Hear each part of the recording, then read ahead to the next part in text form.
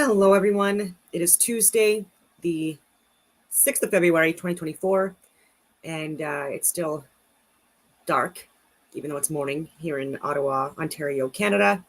And I'm seeing the moon, a crescent moon, heading towards a waning gibbous with the crescent light on the left-hand side or the west. And then it goes on the opposite side when there's a waxing gibbous. All interesting stuff. And it's, in my view perspective, it's most likely, it's not most likely, it's likely local, significantly closer than we're being led to believe. Today I'm going to risk having this video on YouTube and X yet again. So far so good in the last couple of weeks. I have gotten strikes, and some have stuck, some have not. So it is what it is. I'm still able to post on YouTube miraculously, and so I'm going to push it a little bit because things have gotten a little bit better. And so I'm going to start with this. Patrick Bet-David exposes Neil deGrasse Tyson. And this is from Rattlesnake TV. I watched a bit of the video, and so far so good. And I've been calling out Neil deGrasse Tyson literally for years, on the record, off the record. He is an actor. He's not a scientist, but anyway, here. One of the most important moments from this debate, and I'm going to be showing you exactly how Patrick Bet. And just not even to cut this off, but this is regarding COVID. Okay, so like I know he talks a lot about everything else that I've been debunking and refuting, but this is specifically regarding COVID too. And if you want to take a look at other videos that really make him lose his credibility, look at the stuff that he's pushing regarding biological sex and gender. David used his unbelievable communication skills to expose Neil deGrasse Tyson. There is a lot to be learned from this exchange. So without further ado, let's get into the clips. From what we knew at the beginning of COVID to Patrick, what we know today, what do we know about the vaccine today that we didn't know while we were all testing it in America, taking it? What have we learned now? What do you mean testing it on America? There were tests before it was released. 9 months is not a long time to test. No, but it was tested. Yeah, but 9 months, the average is 30. The average is 5 to 10 years. I mean, 9 months is not enough. Okay, so you have to test. No, you have to ask. Hold on. It was tested in trials. He's okay. So annoying. By the way, I'm not claiming to be the expert on all this. I read all the same things you have, but I'm a scientist, so I read it as a scientist. Okay. There were trials. That's what the point of phase 1, 2, 3 trials are all about. They are tested enough to get data. And that's another thing too. Neil deGrasse Tyson likes to insult people and do backhanded things like that and make people make other people, right? The appeal to the majority, make people think that he's more credible than Patrick Bet-David, which he's not. He's literally not. And you're supposed to look at things with a critical view, right? Like no reinforced biases and stuff like that, right? Any human being can look at data, okay, and get their own, interpretation of it. Like, I don't understand. Like, I'm a scientist too, and I'm not a pseudoscientist like him. And so for him saying stuff like that, like people that like Neil, like Patrick Bet-David, who is very, very incredibly smart, for Neil to try to like dismiss, his accreditations and certifications and his ability to do to interpret friggin' data, like on how to then advise the larger population. Yes, it was tested. For you to say it wasn't tested is a gap between your awareness and understanding. 9 months not testing. How things work and what actually happened. Now, there's a very interesting dynamic going on in this conversation because Pat Bet-David, he's former military, he's a CEO, he's conquered the boardrooms, he's an alpha male. But Neil deGrasse Tyson, he's kind of an alpha male too. No, and he's not. Definitely a conversational bully. You'll see how much he constantly cuts Pat off. You'll see the emotional reaction and how he's... So he's a conversational bully, and that's who they usually get. Even Bill Nye, the science liar, and Not a Real Professor Dave. Like, there's just so many people I can name. Like, they are not... Like, they're bullies. Richard Dawkins, I could go on a list, right? And they intentionally try to slam people to move away from the point. Body flares up, whereas Pat is nice and calm. I should stop doing this stuff because because even as part of my job and my skill sets and courses I've taken, I actually do assessments on people too. So the advanced interview interrogation courses, I've done immersive surveillance, acquisition training, you name it, right? So like behavioral assessments, and reading people and reading through what they're saying and how they're saying it is also like something that I'm a little bit more versed in than the average person. So I don't know if this is interesting to people or not, but anyway, I'll stop. And this is the difference between the two. Neil is acting on emotion, whereas Pat is calculated and cerebral about what he's saying. Pat understands that in order for this to be a productive conversation, he needs to play to Neil's ego. And it's a big ego. It was tested. If you want it to be tested on millions of people instead of thousands, you can put in for that. You can say, I don't want this unless it's millions. That's okay. Totally fine with me. Okay. I'm okay with that. But so based on that, do you say, let's keep testing it while the virus keeps spreading? Okay. Right. So this is the contest between the information you have available to you at that moment and what's going on outside the lab. People are dying. Hospitals are becoming overloaded. So do you say we have good data on the 1,000? It's not yet at 1 million in case you wanted 1 million. Are you going to say, let's still do it let's wait another 6 months so we get another 1 million in here? I've shared the VAERS, the vaccine adverse events reported just by Pfizer alone. Lock dates for February 2021, the 16th of February 2021. It was showing even COVID itself. Okay, people were contracting COVID via inoculation. 4.6% of people. I've repeatedly shared this: flu, pneumonia, cancers, herpes, fertility issues, myocarditis, pericarditis, neurological issues, you name it. I've shared this, and that's, there was more, like Moderna. We need to see their VAERS. We need to see AZ. We need to see J&J. We need to see Novavax and Novavax from other countries. We need to see this stuff and recognize that we are still not aspirating needles. And so Neil is a liar, but it's also something that, like, if you look at frontline people or whistleblowers or people that lost their jobs because of speaking out on this stuff, it wasn't until the vaccine rollouts that there was an actual overwhelm in the in clinics and hospitals and things like that. That's when it started, not before. And I even shared in 2020 people going to hospitals all over Canada, and I was going to and seeing that they were empty, and people were being moved to other locations and stuff like that. There's a lot of money laundering and transfers of wealth going on in Canada for people that were bought, blackmailed, and bribed. Pediatricians included, that I've shared. And people didn't even want to look at that information because I'm in Ottawa, okay, the swamp, and I was sharing this to people even within my own network, and they're like, "Oh, there's no way I know him personally."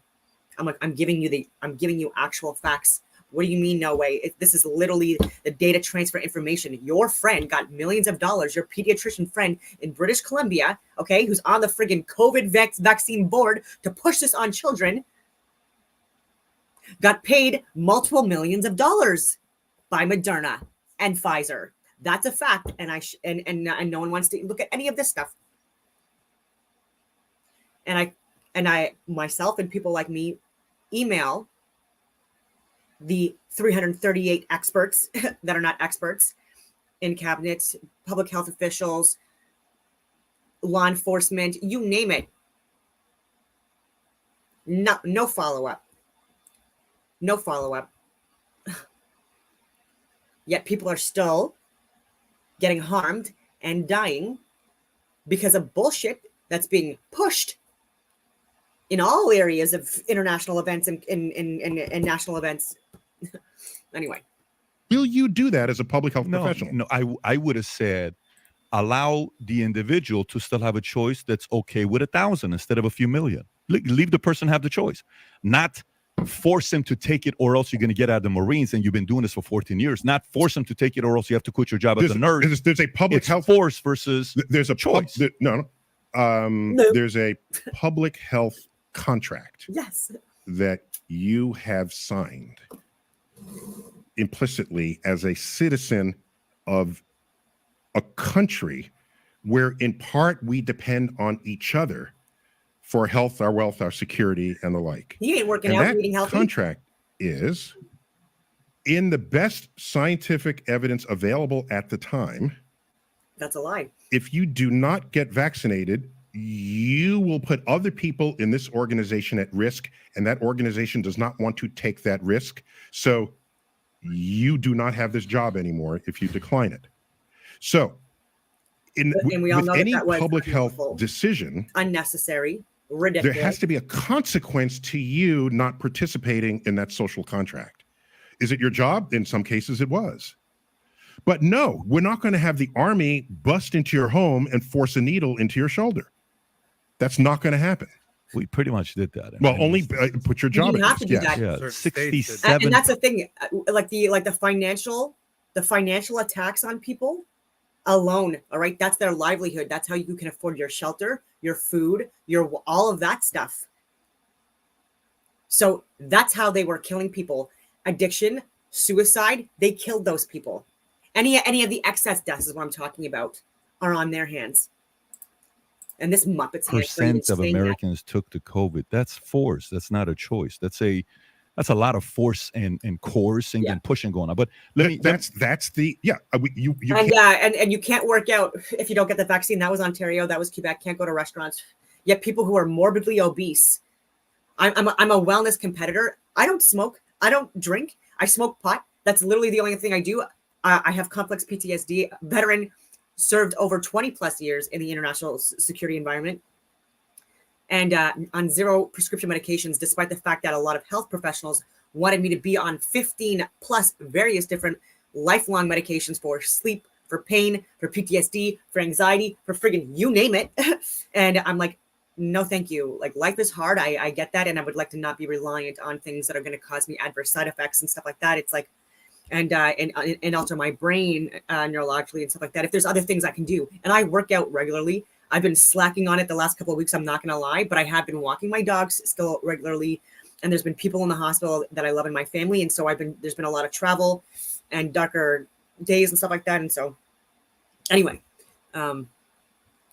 eating well, filtering water, all of this stuff. And there were people that all they ever did in their life was just book an appointment to get a vaccine 2 or 3 times. And now they were talking to me as if they're the bill of health, still eating their Cheetos, still eating their friggin' lasagna and their like every single day, and like all of their like the pizzas and stuff like that. And that's not slamming them. Do what you want to do, but then don't come at me, okay? And then like ruin my life, target me, harass me, because I don't want to take a therapeutic that I know is not tested, properly, and that there's like the outcomes are significantly worse than any benefit that I would get from it, which is none.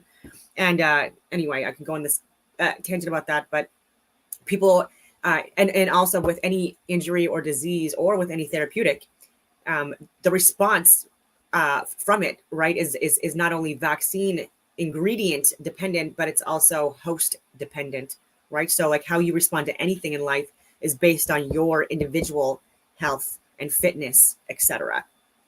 And so if you're not doing anything to improve it, and you're destroying people's lives, like me, who do work out consistently, wellness competitor, who was semi-professional, even in my mid-30s, and eating well, and taking the time to even like make my own friggin' bread, prep my own meals, and this takes hours out of your day.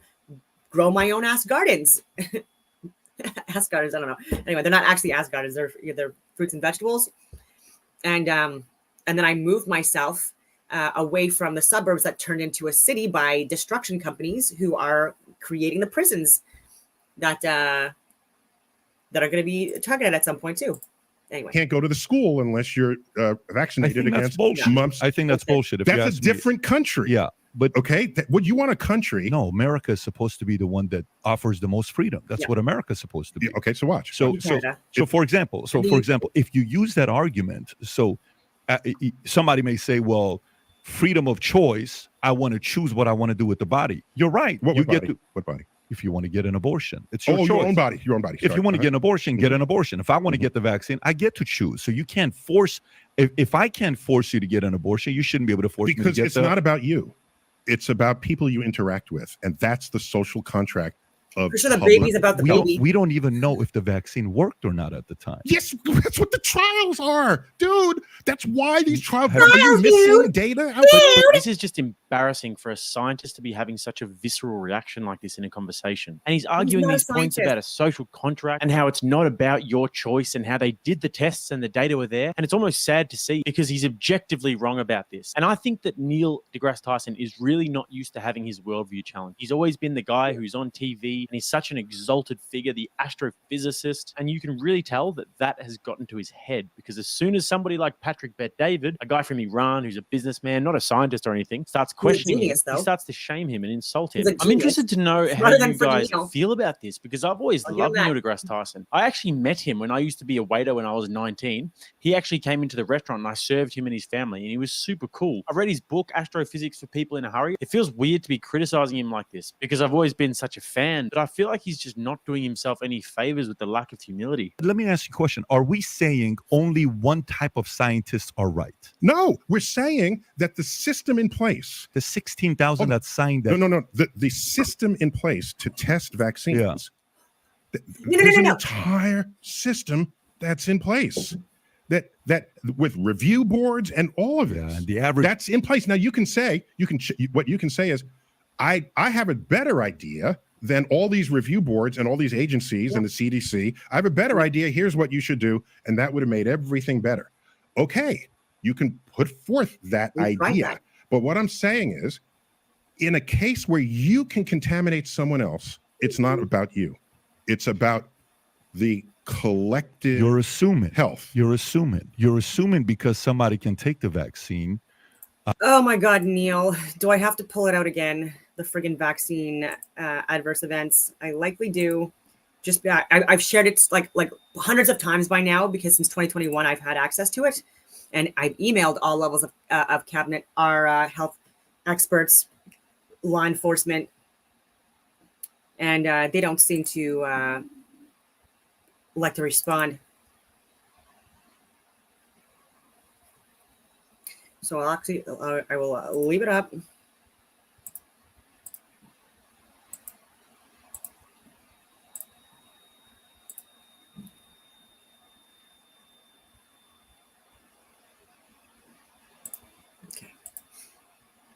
This is the lock date for this was the 16th of February 2021, I believe, but received through 28 February 2021. We're in February 2024 now, so this is 3 years ago. I've done this. I'm sorry for anyone again that's already. I'm just going to search for COVID-19. So we see the list of abbreviations. It stands for Coronavirus Disease 2019. So events reported, and I will reiterate, this is 3 years ago now. Only 3 to 5% of the VAERS at that time were actually even reported because there was financial incentive by health professionals to not report any vaccine adverse events. And there's a lot of facts and proof on that as well that I've shared.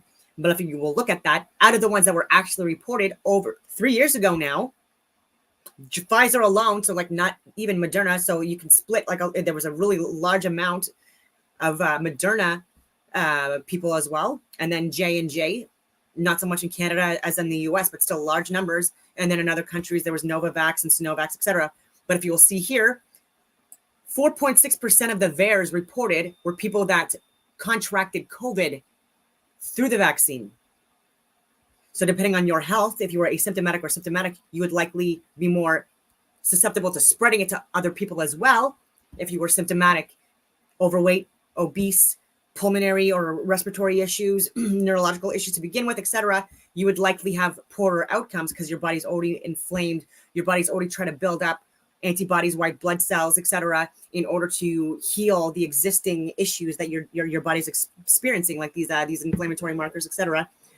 And the coronavirus targeted ACE2 inhibitors like adipose fat tissue, and so that was another reason why we needed to have people more focused on losing fat than getting this inoculation. I can't stress enough how important that is. And I really wish that would make mainstream media. And flu, pneumonia, herpes, all on that friggin' list as well. Cancers. And we're seeing it. The myocarditis, pericarditis.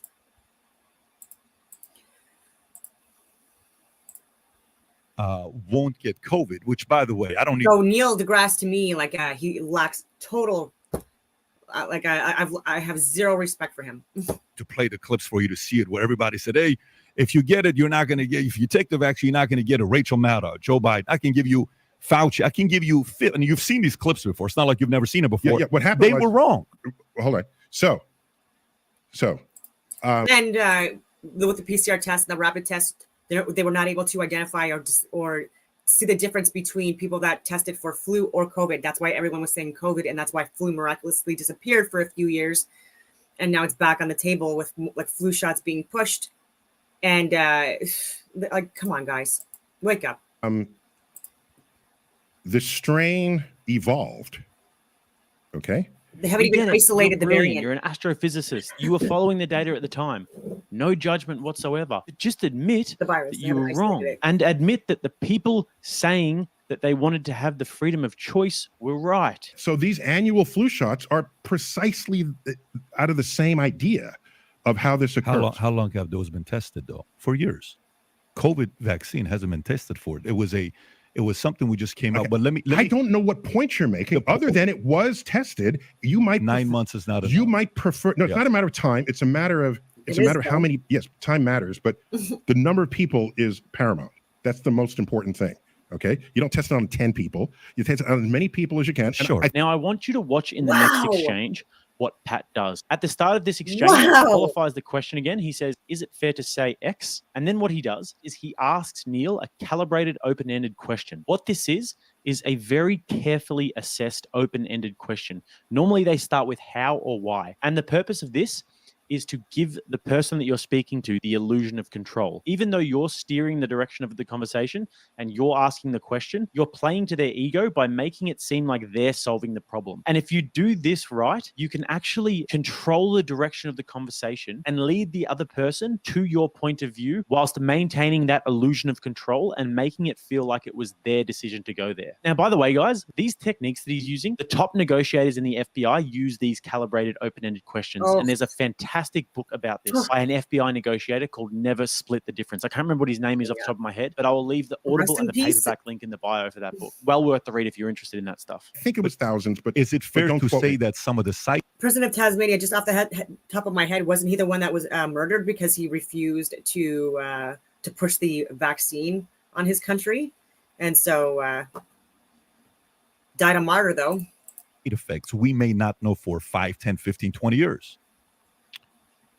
You can't, like, they can't say we know 100% the side effects 10 years from now. How are you going to know that? Yeah. Okay. So no, of course we can't know. So that. Then your decision point is not, I'm not going to take the virus because 5 years, 10 years, I don't know what effect it's going to have. Some may, though. Some may not be comfortable. Let me finish the sentence. Yes, you did just see that.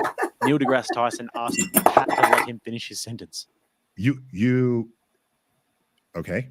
So you can say, I don't want to take the virus because 5 or 10 years from now, there could be a side effect that we don't see. Which is a possibility. Hold on. I'm trying to make a statistical point here, okay? If you say, I don't want to take the virus because it hasn't been tested for 5 years and there could be some long-term side effect that worries me, okay? In that same moment, there's the risk factor of you getting COVID. Sure. Okay. Unvaccinated. At one point, 87% of everyone dying in the hospital of COVID was unvaccinated. That's a lie. Okay. Oh, and also, incentivized in order to make people's deaths appear to be COVID related. So people dying with COVID, not of diet. That's the first of COVID. Sorry, dying with COVID, not of COVID. And doctors saying the first time in history, like putting that on people's death certificates. And then if they were within the 2-week period of getting inoculated, that they were not considered to be fully vaccinated. And that was also a way to bury the fact that people were within hours, seconds, sometimes hours or days, even someone in my family, okay, within minutes of her getting her first dose, suffered a stroke, hospitalized for months during lockdowns. And so even with her children, okay, multiple children, I don't want to say too many details, completely life impacted. And still to this day, she will never be the same. And that's, these are, and I can guarantee you there's been nothing reported as vaccine injuries. Multiple people in my family suffering from even heart issues. Not being able to see them in the hospital because I wasn't vaccinated, and I'm not classifying this as vaccine injuries, which blows my friggin' mind, because those would be the ones that you'd want to look at the most within the 2-week period. Risk choice is, I'm not going to take it because maybe somewhere down the line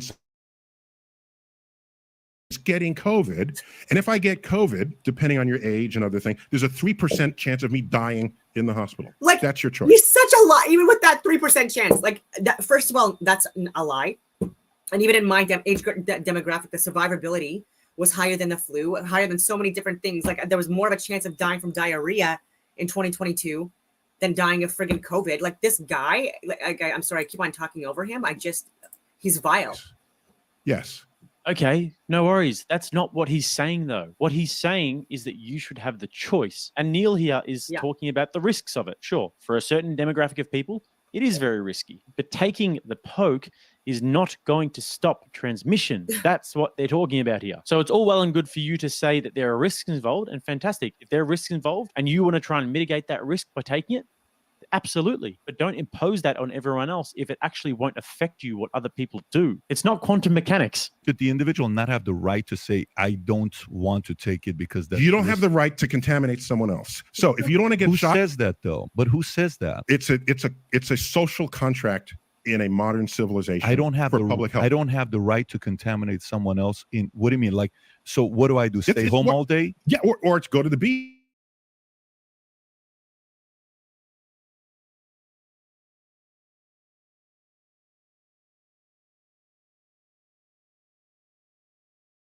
This as a guy that's well-read, smart. I process the data, and the data. We didn't have enough data, though. No, we didn't have enough data at any given moment. Yeah, he's looking at the money. Patrick is really doing a good job here. I mean, once again, he plays to Neil's ego. He gives him a compliment, says he's a smart guy, he's a well-read guy, and then Neil just cuts him off again. This really goes to show, though, in my opinion, that Pat is a guy who's used to being around egos. He's been in the boardrooms before. He's been at the top of the corporate ladder. So he knows very well how to manage these situations, and that's why he's so successful. Neil, he kind of comes across like he's just used to getting pats on the back all the time. All I'm saying is the following. Like, okay, for example, statistics. Have you seen the documentary Died Suddenly? Have you looked No, I haven't. Okay. Watch that. It's an interesting one. It's on I don't know website. You can find it somewhere online. Yeah. Okay. It's got 30 million views. I think it's worth watching. Actually, would be curious to know what you say about it once you watch it. Mm-hmm. The statistic then showed, like, pre-COVID, 29 people, athletes in Europe died suddenly from heart failure, pre-COVID, pre-taking the mRNA vaccine. Okay.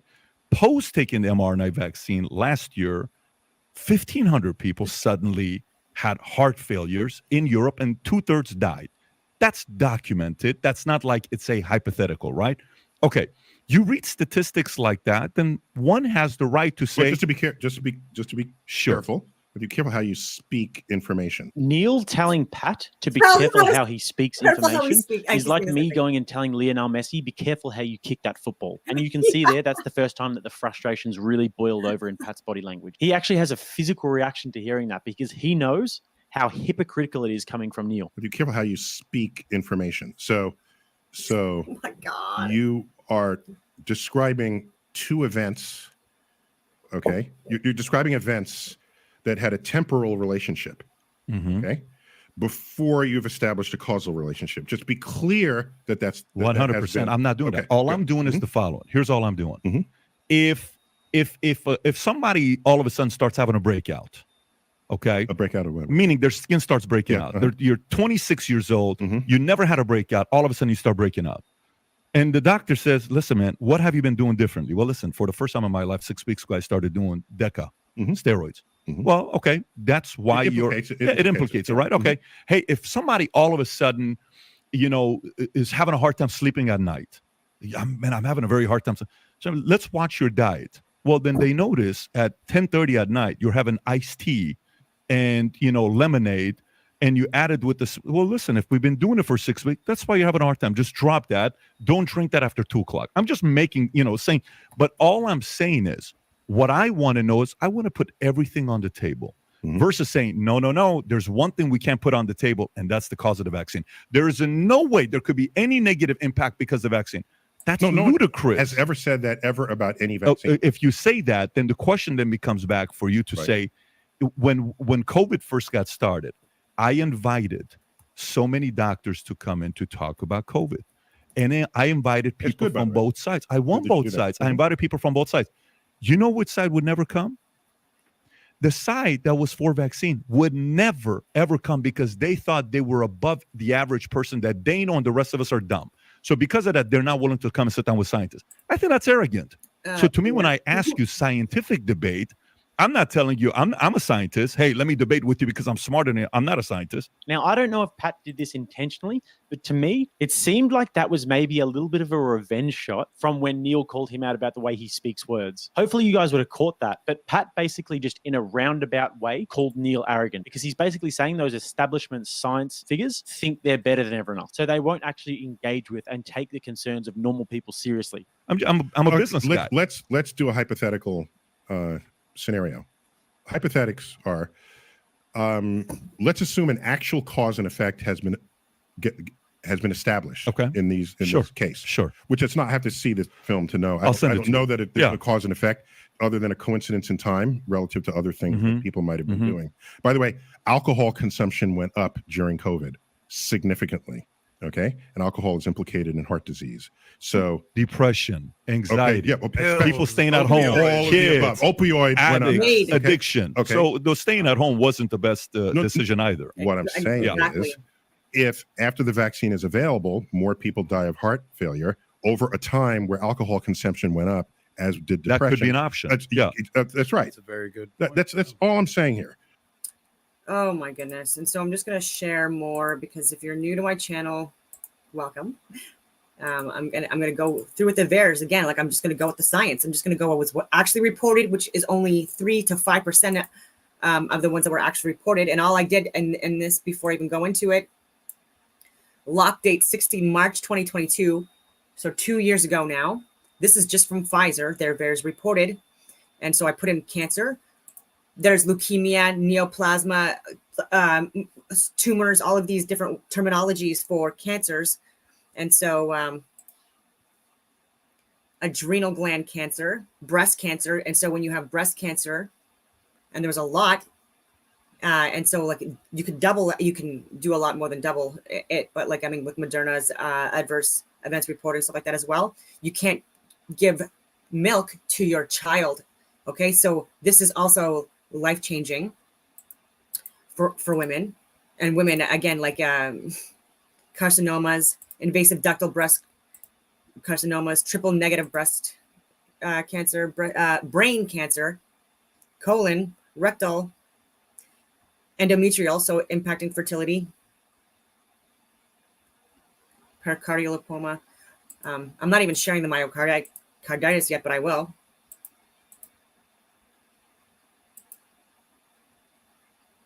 So,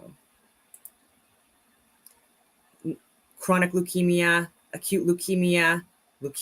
So they're finding ways to break it down so that when you do searches, like you're not fully grasping the fact that like you've got to combine all of these. And as someone who lost like a close friend of mine at RMC to leukemia, like this to me like is disgusting that they're allowing this to be on the market. Throat cancer, like ovarian cancer. So again, fertility issues. And as a woman, I don't want to impact my fertility. And I'll say it again, especially because I'm high risk now at this age already.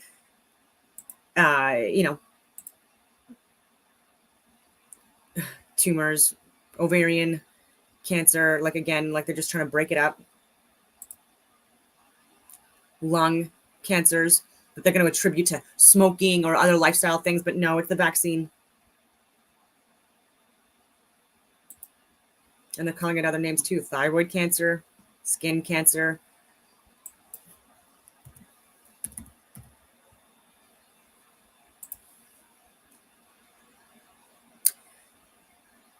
Yeah, so there's a lot of pericarditis and myocarditis adverse events that were reported as well, and even ones that were lethal even at that time.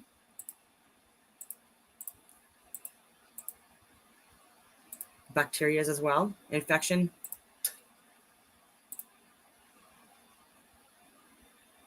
Fungal infections.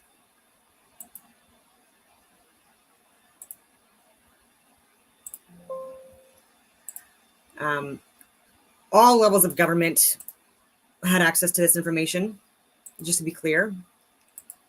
It was also emailed to the Chief of Defense Staff, the head of the RCMP, Public Health Ontario, multiple news organizations, including Rebel News, and countless others.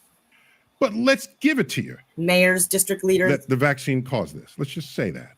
Okay? Yeah. And add it all up, and you got, what was it, 1,500 post-vaccine? 29 to 1,500. 29 deaths. 29 Sports sports deaths to Yeah. 1,500. Thousands of deaths, Yeah. let's say. Okay? Let's say 10,000 even. Let's just do that. Okay. All right. You can estimate how many deaths the vaccine saved during COVID. Oh my God. Okay? Because you can look at the death numbers drop off as people got vaccinated. It's in the tens of millions. Oh my God. Again, Oh you my make a decision. We all know that's true. Do I not want to die from COVID at this rate that occurred in this world?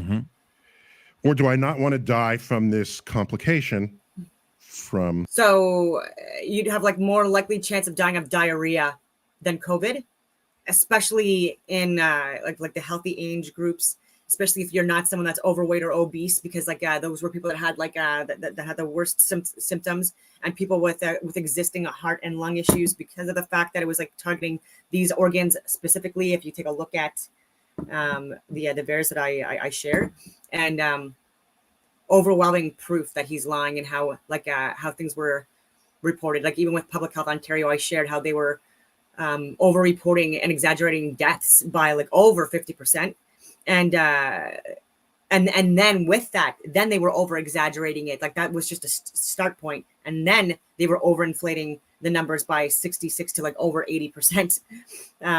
For people that like within the different age groups that with infections and or deaths. Like I've shared it. The vaccine itself, the heart failure. So make your decision. And so you'll say, I might be in that 1,500, so I'm not going to take. Then you get COVID and die from COVID, right? So you just make the decision. You know what I would say to that? Well, you know what I would say to that? What would you say? Here's what I would say to that. I would say, perfect. Let me take the risk. And thank you for giving it to me that way versus telling me it's one or the other, which is how it was you are presented. informed fully about what the risks are. But like I said, as a species, we're not very good at thinking statistically about it. We're just not. Absolute 10-7 for Pat there. Sure, okay, maybe it did save all these people. But what he's talking about is athletes. Athletes aren't dying from the rising consumption of alcohol or any of these other factors. They're athletes. They're young. They're healthy. That's what he was talking about. Once again, it comes back to choice. And then, do you know what I would say to that? Do you know what I'd say to that? What would you say? Here's what I would say to that.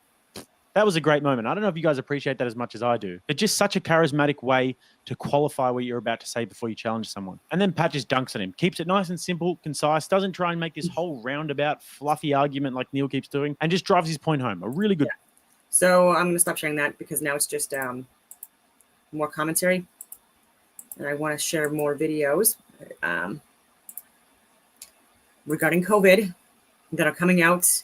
Rebel News, I believe to be bought and paid for by the conservative government. And sometimes they get things right, and sometimes they get things very wrong. But more often than not, they get things right. And this is another good video. I've already liked it. I am subscribed, and I have also reached out to them for interviews and to share information, but they have still not reached back out for that, to line that up. People into taking a jab or lose their job.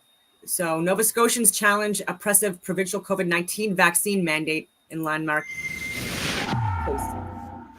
Our Our vaccination rates are not high enough, and we need to protect those. And so, like, lest we forget, like Tim Houston and countless others that will be named, these are people that were emailed, contacted by multiple, people that were sharing the same medical, government, and scientific data as myself. And these garbage human beings did nothing with it. So I hope they get jail. I hope people don't forget, and I hope that they continue to get their offices emailed and phone calls so that they're finally shamed into reading it, right? Like the arrogance and the egos and these people, they believe that they're right and that we're dummies. What? Hate to break it to you, Tim Houston, but you're the dummy. Those who can't protect themselves. People have had ample opportunities to get vaccinated, but there are still too many people who are choosing not to protect themselves and others. We know that there's a very small percentage of people who can't get vaccinated. There will be a process for you to prove that. But for the rest, the time is up. And there will be a clear choice before you. Tamara Ugolini here for Rebel News. And in today's report, we're going to hear from two ladies affiliated with the Citizens Alliance of Nova Scotia. It's a grassroots organization comprised of professionals, educators, and families dedicated to informing the public about government actions, decisions, and policy. As a federally registered nonprofit organization, they strive to protect the human and constitutional rights and freedoms of Nova Scotians. In October of 2021, they filed a judicial review after severely repressive actions were issued by the provincial health officials in response to COVID-19, namely the harshly imposed vaccine mandate system, which they say was unreasonable and beyond the scope of the province's chief medical officer of health, Dr. Robert Strang. And we will see some breakthrough cases in people who are fully vaccinated, but their risk of severe disease and hospitalization is extremely low. Breakthrough cases are expected and are not a sign that the vaccines don't work. For the Premier, Minister, and I, the coming weeks will be about finding the right balance between opening and public health measures. And we may have to make corrections along the way. For Nova Scotians, it will be about finding the middle ground between being fearful and being complacent. Dr. Strang, as well as Health and Wellness Minister Michelle Thompson and Brad Johns, the Attorney General of Nova Scotia, are the three named as respondents in this case. These individuals must show proof of vaccination.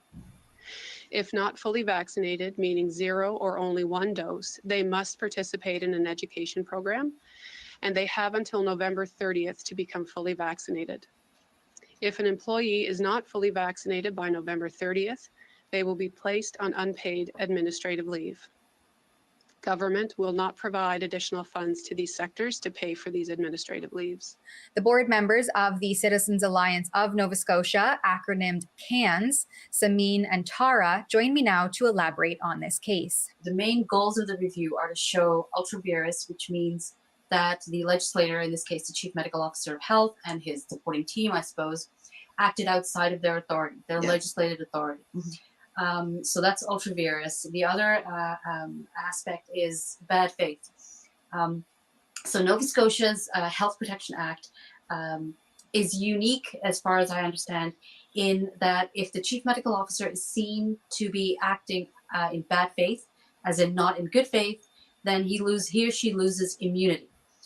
So that is that's something that we're saying that was done. That there was bad faith. There was prior knowledge before anything was mandated around, at the very least, safety and efficacy. That's the main goal of the judicial review. What we were trying to point out with Section 53 was that public health emergencies can be declared within the act itself, and there was no need for a state of emergency to be issued. And within that section, it's Section 53(2)(a). It talks of a voluntary immunization program, which, I mean, what we submitted for the judicial review was, anything but. So it was coercion. It was using policy as a way to coerce people, extort people into taking a jab or lose their job. The group further argues that Section 53 of the Nova Scotia Health Protection Act was not upheld, specifically where it states that the chief medical officer may implement special measures to mitigate or remedy a declared emergency, but that emergency must be declared by the Minister of Health, something they say didn't happen. We were supposed to get the record, which is the evidence that was used to put the order out. We were supposed to receive it within 5 to 10 days.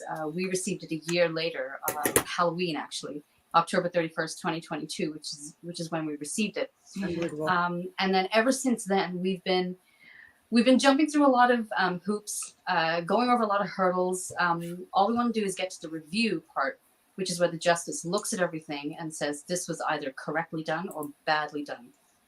Or ultra vires. That's the foundation of the judicial review is ultra vires, which means outside the scope of the authority. So the public administrator in this case, decision maker, is Robert Strang. He's the Chief Medical Officer of Health for Nova Scotia, and we are contending the orders were outside his authority. That what was contained in those orders were issued outside of his authority.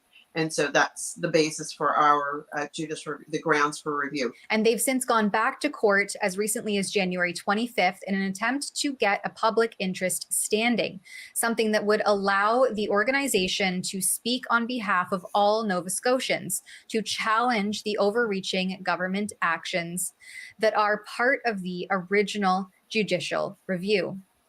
While obtaining government records related to this case, the group was given 12,000 pages of the purported evidence used by the government to declare the provincial state of emergency and apparently justify the subsequent vaccine mandates. The record was delivered a year after it was supposed to be delivered, and it was about 12,000 pages plus 7 gigabytes compressed of websites, NACI, the national NACI statements, PHAC statements. Yep, Pfizer, vaccine manufacturer inserts.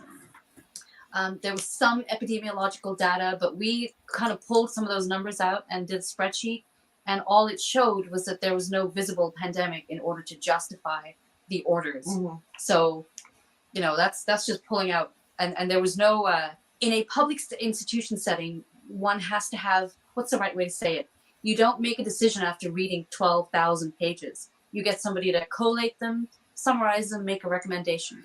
None of that was included in the record. Like many other COVID-19 related cases all across the country, the government has put forward a mootness motion, citing that because the restrictions are no longer in place, any arguments against them are moot or irrelevant, which is the next hurdle for CANS. Yeah. The government has put forward a mootness motion, and we're going forward with that. We are. I've talked about that as well. Other judicial. Maxime Bernier and Brian Peckford. Maxime Bernier was the leader of the People's Party of Canada for a number of years. I don't believe he still is, because there's just so much propaganda and psyops and lies about him. Because what he's been sharing makes sense. They're facts, including his beliefs on immigration policies that are being pushed, and with the housing issues, with funding proxy wars that are unlawful and just money laundering schemes, just like Afghanistan unfortunately was, etc. And so when you put them on hold, okay, they could still be declared any time, and that's the point, right? That's why even with the methylquin mass tort that I was part of, still am, years before the pandemic was initiated, declared, that was not for money at all. It was to change policies and stop what was planned to happen, stop it from happening. And I'll let them talk. Reviews in the country. We are still alive based on, we believe, the grounds for review, which is ultra vires we mentioned before, and which would be the resulting bad faith. Now, when CANS discovered that Canada's state broadcaster, the CBC, covered their January 25th public interest standing hearing, they were shocked by the misinformation contained within the article, which has since been corrected, including getting the section of the Health Protection Act wrong. We had to correct things like they said the judge decided to throw out public support letters, which I believe is the reason why this caught the attention of CBC, because there was public interest in this. They misrepresented what the judge said.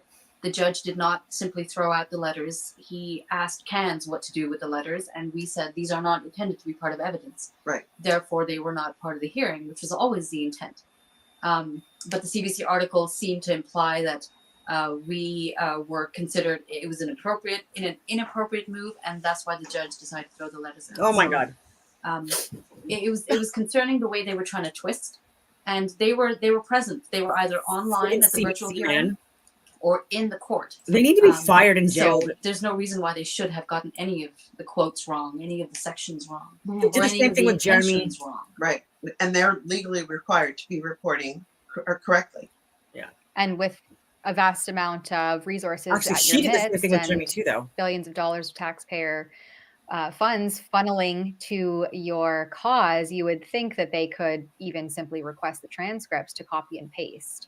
Is there anything that we didn't touch on here that you'd like to get across to either the citizens of Nova Scotia, Canadians as a whole, or perhaps a message for people on how to stay informed and take a piece of what you're doing here in terms of a government watchdog initiative? The biggest message is that it's our government, and we need to make sure we stay engaged in it, because otherwise, you know, if we're stepping back and allowing someone else to take the reins, then their goals and their agenda, goes forward. Yeah. What we need to do So is you wonder why I think it's bought and paid for by the conservative government, because keep on getting like Pierre talking about like ending vaccine mandates and things like that. It's funny. He had it wrong at the beginning, though. I will allow you guys to recollect that, just to be clear. And so, and he's been wrong on a few other things as well.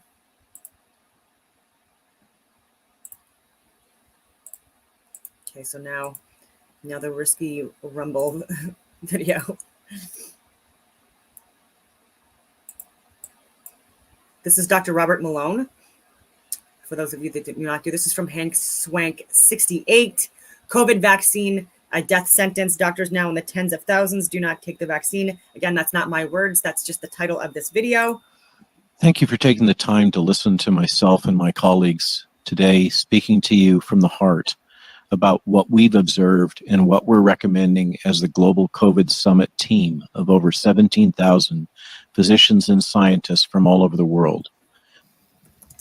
We declare, and the data confirm, that the COVID-19 experimental genetic therapy injections must end.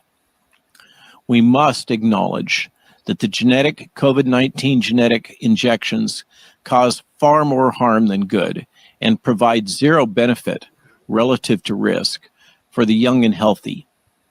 They do not reduce COVID-19 infection, which is treatable and not terminal.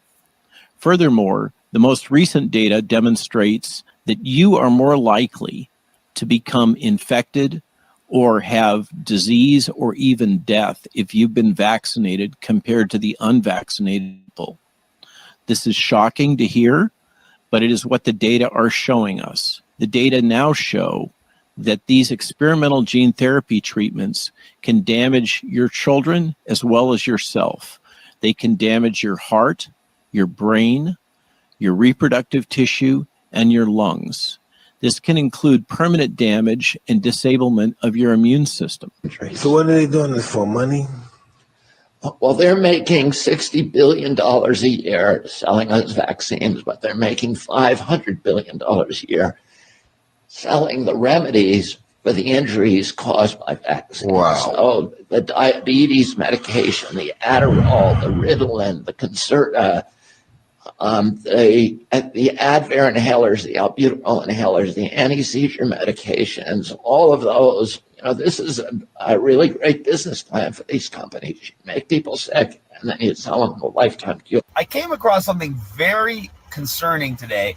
In the UK at the end of 2023, they had so many excess deaths, that's more people dying than in a normal year, that for the first time ever, they had to open temporary morgues to house all the extra dead bodies. And of course, experts are baffled at what could possibly be causing all these extra deaths among all these vaccinated people. They're blaming COVID and the flu. You know, the flu that in the last 3 years didn't kill anybody because it was all COVID deaths. Yeah. And now that everybody's been jabbed 2, 3, 4, 5, even 6, 7 times, and they're dropping dead like flies, they're looking for any excuse to blame but the vaccine. Yet they can't cover up the literal stench of dead bodies, so they have to create temporary morgues while they're telling you everything's hunky-dory. You still happy you took that jab? Why is no one talking about the excess deaths in the UK? I've been a registered nurse for 9 years. That was Chris Guy. He has a lot of good information, so like I would recommend following him too. I don't agree with everything he shares or stands for. The same thing with RFK or whatever his friggin' name is. I also think he's a lobbyist for the military industrial complex, etc. And so I'm not blind to that stuff, but I just wanted to say that like there's people that I know that were coerced or forced into getting the inoculation because their pensions were on the line. They were the sole provider for their families or for themselves or for the, or helping with the community.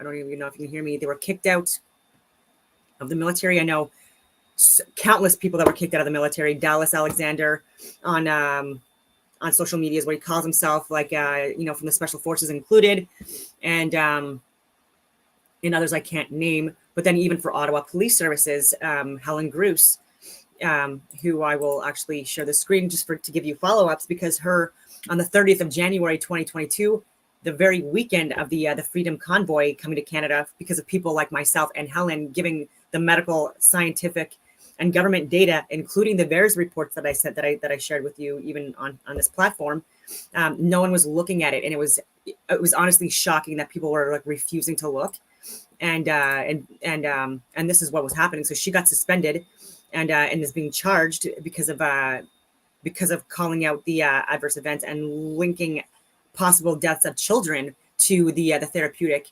and this case is being completely hidden. It's been years that she's been impacted, and her family, and her community, and not able to work still.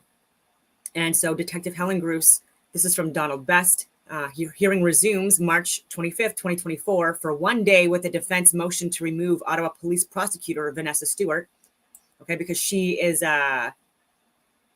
not a good human being. She's a liar, a lot of conflict of interest. She compared Helen Gruce, who's a hero, to an actual murderer and creep, Colonel Williams, who was a colonel in the Air Force, actually like Trenton base commander, and comparing Helen Gruce to him. And so she's disgusting, and people that they've been allowed to have as witnesses or were actually family and friends, and then not allowing Helen Gruce to have witnesses, not allowing her to have access to her investigative reports. This is not allowed to be publicized. So you can go in person to the hearings, but you're not allowed to record inside unless you're official journalists. And the only people that I've saw there is Donald Best and Rebel News. And so her life, and she's having to pay for all of this. And again, ongoing for years now. That's disgusting. We do not yet have a copy of the removal motion with hearing officer Chris Renwick. And again, he's also paid to to oversee this, but like he's very biased. And the way that this trial is going, it's disgusting. This guy should be removed from the friggin' hearing. And it's just like what's going on. Like it's a dog and pony show. This is literally just for drama, because you can't even make this stuff up. It's just like what's going on. Like I don't even care about Donald Trump, honestly. I don't think he should be president. I know that's not popular. I don't think Biden should be either. But like the prosecuting team that go against him, like there's so much drama there, and the head defense taking American taxpayer dollars and hiring a guy she's sleeping with to be part of like the defense, the prosecution as well, and then family, like even husbands and wives of people on prosecution teams, like posting on social media about their dislike for Trump, like huge conflict of interest. And so even though I don't even like the guy, I'm calling this stuff out because it's crazy. And the same thing's going on with Helen, right? Like they're putting people in that are clearly one-sided bias They're controlled opposition clearly, and it's rules for thee, not for me. And they're allowing other officers to have open hearings where like it's public can see it live streamed. I mean, and they're saying that it's technical issues. It's not. Anyway, 211 Huntmar Drive. It is noteworthy that while Ottawa police refuse to broadcast the Gruce hearing on the internet, they regularly broadcast disciplinary hearings for other officers, including 2 more scheduled for February 21st and March 26th.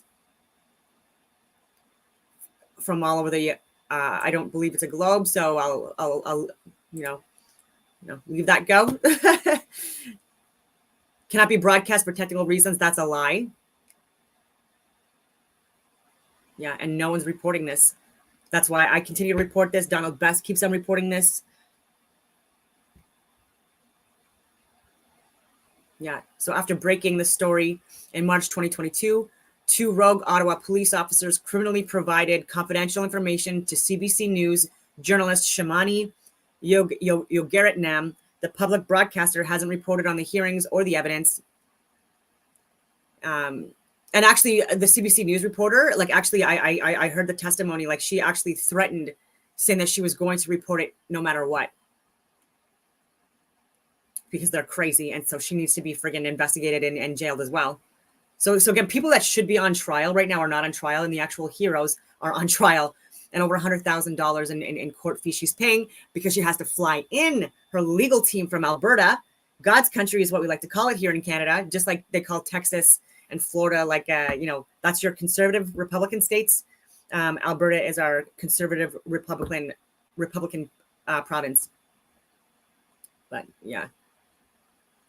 So he's just giving examples of the hearings.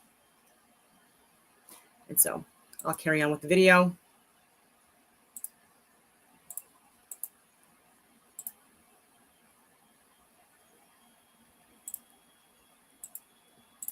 And I can't even begin to tell you what I'm seeing. Excess deaths are predicted to be up around 13%. Surely this is a humanitarian crisis. It should be printed on every single newspaper and billboard in this country. But everyone's just carrying on like nothing's happening. What I'm seeing is so concerning. And you deserve to know. Funeral homes are even having to get extra storage to store all the deceased bodies. People are waiting weeks to even just register the death of their loved one. Because there's such a backlog. Well, one person who is talking about it is Andrew Bridgen. Last week, he held a debate in Parliament to discuss the excess UK deaths. The data published shows that the increase in deaths isn't in our elderly population. It's actually in the 50 to 65-year-old age group. And the biggest surge in excess deaths is caused by heart and circulatory problems. We're just seeing so much more heart failure, cardiac arrests in young people, multiple blood clots on the lungs, and clots in the blood. So the biggest question is, why is this happening? The data presented at Parliament suggests a correlation between the rollout of the mRNA vaccine and this increase in cardiac and circulatory problems. Guys, our country is falling to ill health. People are both sick and dying. We need to start talking about this. Today, I'm talking to you because it is about your children. And I'm really begging you to not vaccinate your children against COVID-19. I will explain you that if you vaccinate them, if you vaccinate children, it's gonna become 1,000 times worse.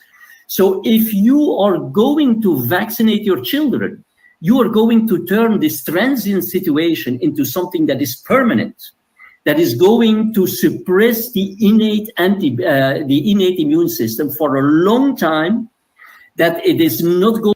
I will say that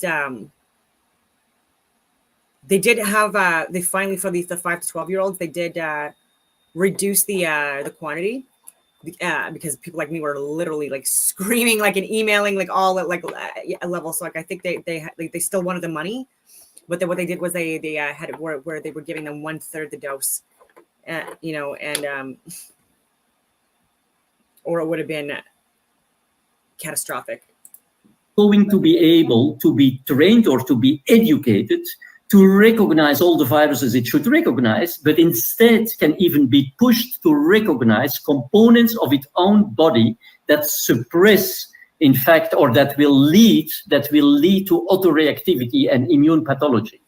And that is irreversible.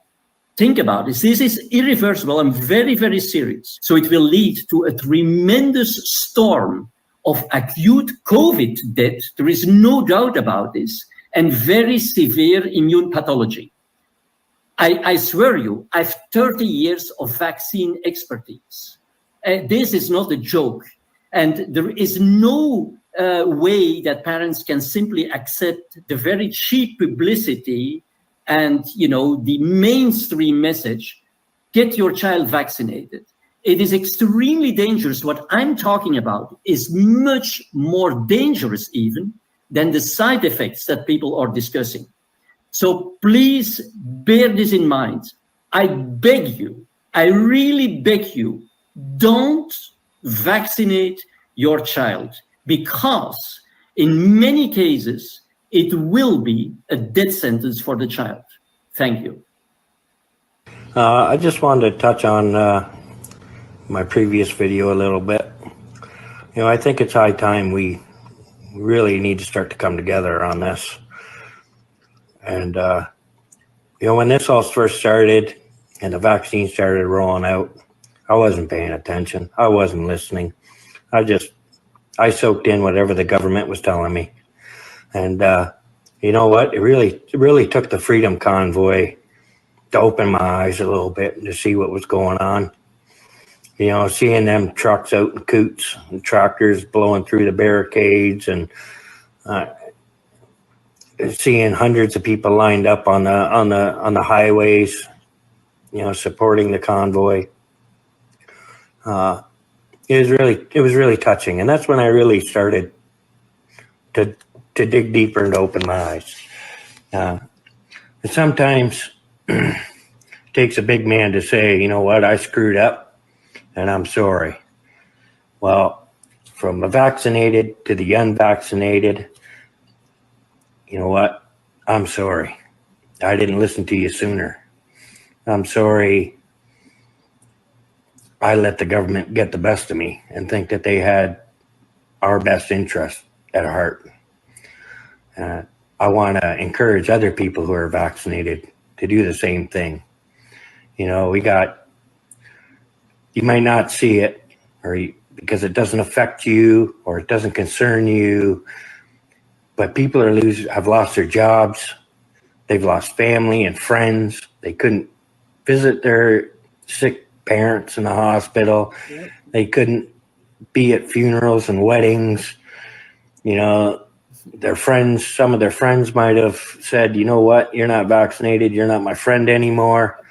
And we really need to come back together as a people and start to work together on this. So from me, as a vaccinated person, to all the unvaxxed, I'm going to start to train and say, I'm sorry, I fucked up. And thank you. Thank you for what you're doing.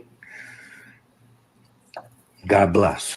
Unfortunately, I think this is just the beginning. So I've learned when people tell you what they're going to do, don't ignore them.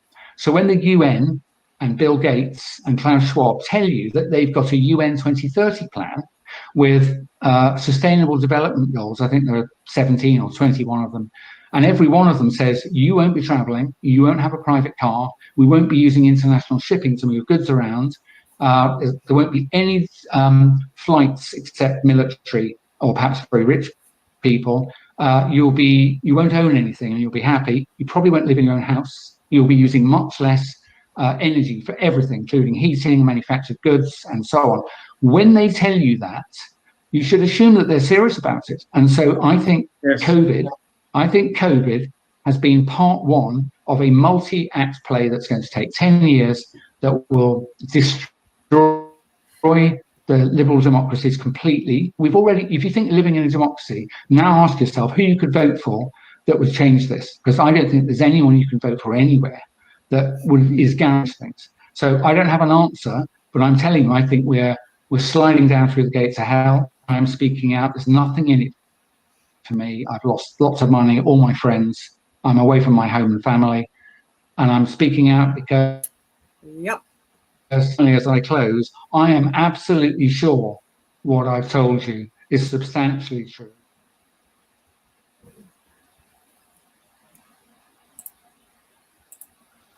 Thank you for taking the time to listen to myself.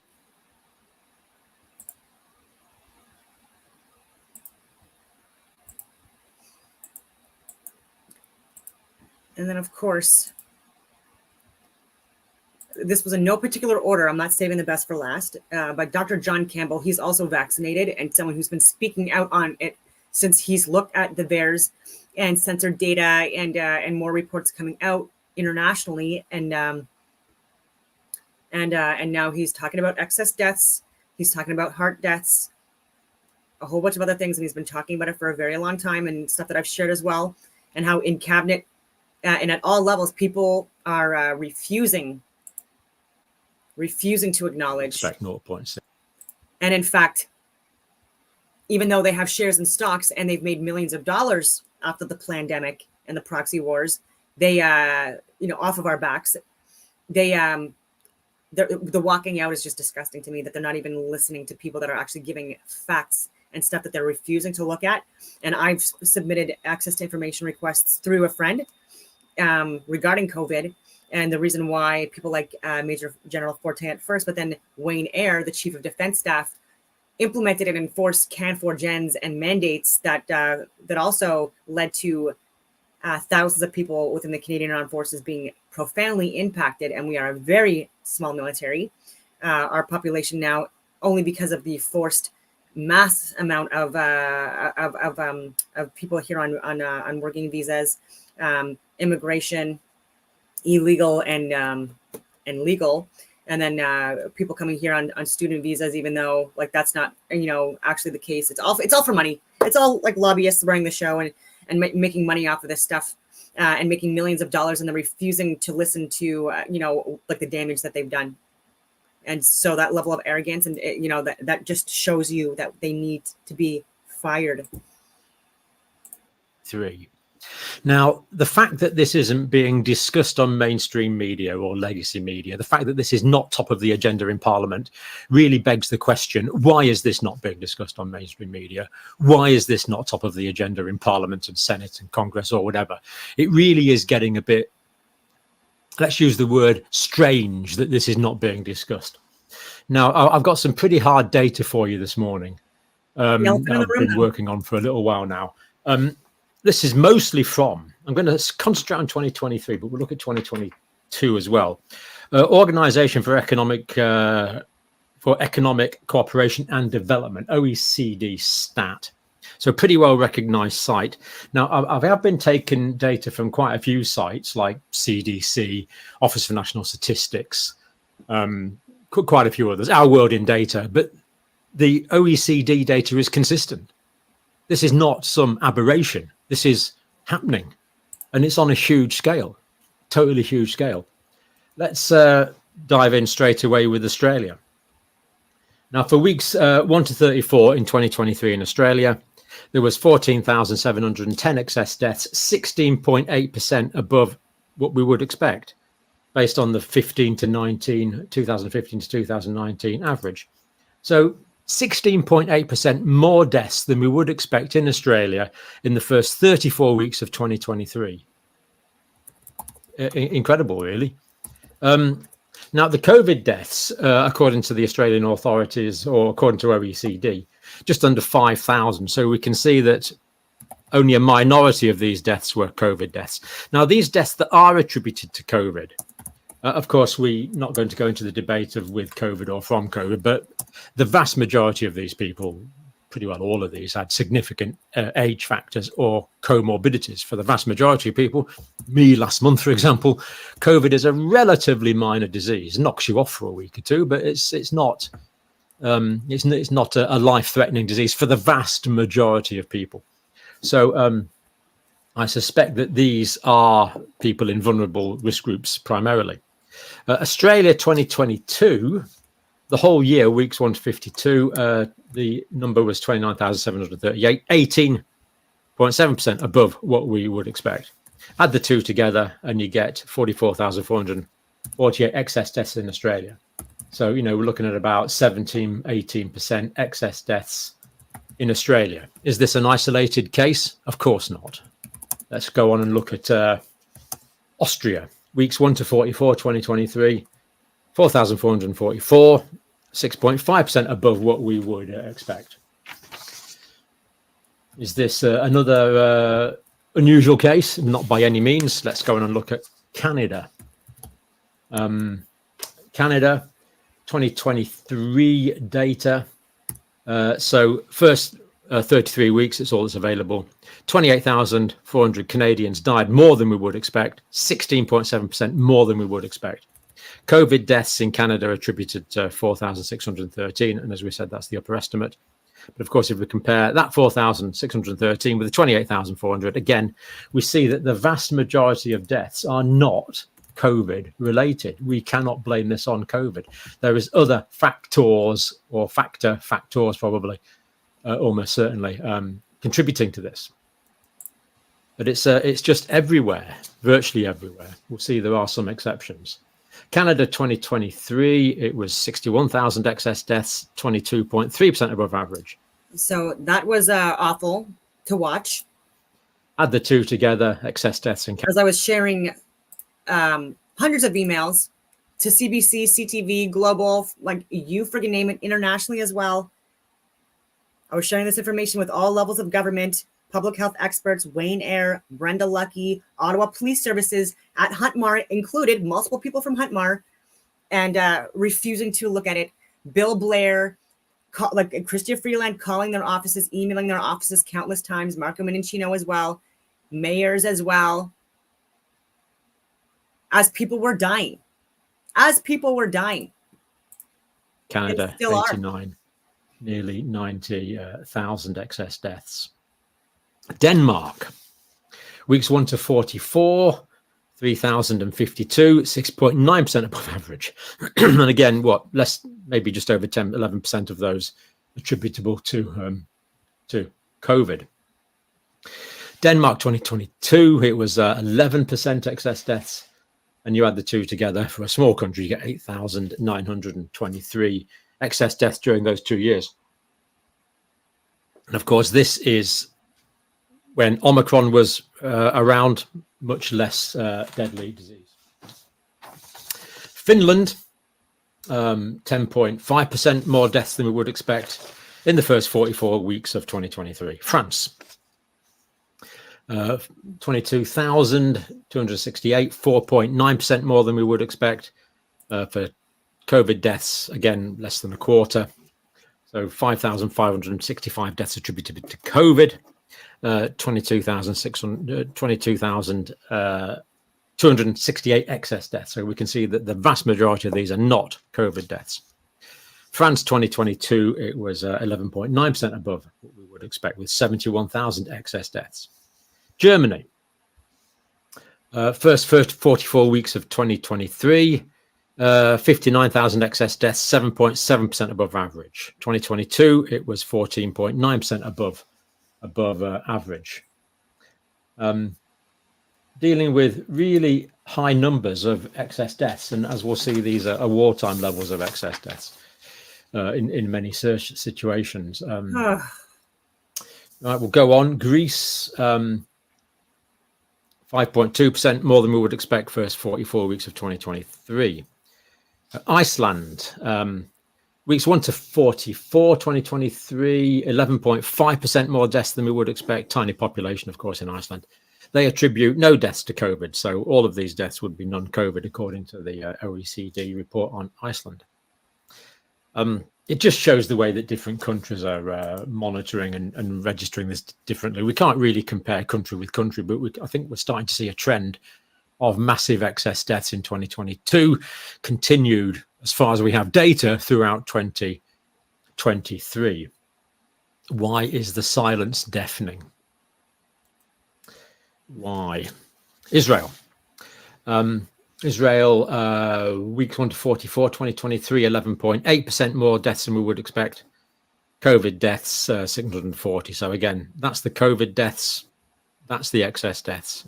The vast majority not COVID deaths. Israel 2022, 15.4% above the average that would be expected based on the 5-year Yes, but I think he average. knows a little bit more than Neil And, deGrasse Tyson when he's because of population growth in many areas, these are minimum.